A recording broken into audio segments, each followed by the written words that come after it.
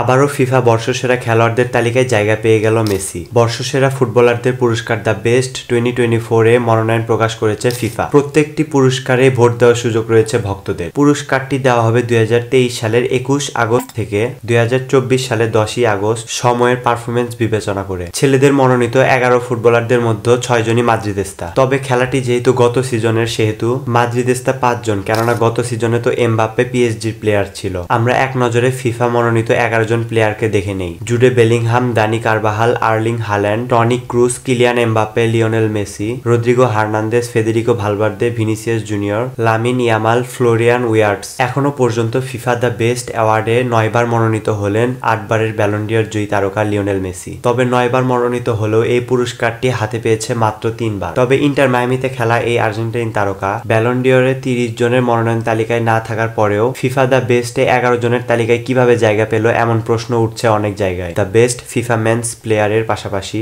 আরো 10টি পুরস্কারের মনোনয়ন প্রকাশ করেছে ফিফা। এর মধ্যে ছেলে ও মেয়ে 2 বিভাগে বর্ষসেরা খেলোয়াড়দের সঙ্গে আছে বর্ষসেরা কোচ, বর্ষসেরা গোলকিপার, বর্ষসেরা একাদশ ও বর্ষসেরা গোলের পুরস্কার। এছাড়াও রয়েছে ফিফা দ্য ফ্যান অ্যাওয়ার্ড। মূলত ফিফার প্রতিটি সদস্য দেশের অধিনায়ক, কোচ এবং সংবাদ মাধ্যমের প্রতিনিধির ভোটে নির্বাচিত হয় এই পুরস্কার। 70% অবদান থাকে প্লেয়ারদের, বাকি 25% থাকে দর্শকদের ভোটে। তবে সেরা গোল এবং সেরা একাদশে দর্শকদের ভোটের হার থাকে 50%। আগামী 10 ডিসেম্বর পর্যন্ত ফিফার অফিসিয়াল ওয়েবসাইটে ভোট দেওয়া যাবে। বর্ষসেরা কোচের তালিকায় মনোনয়ন পেয়েছে মোট 5 জন। রিয়ালের কার্লো আনচেলত্তি, ম্যান সিটির পেপ গার্দিওলা, আর্জেন্টিনার লিওনেল স্ক্যালোনি সহ আরো 2 জন।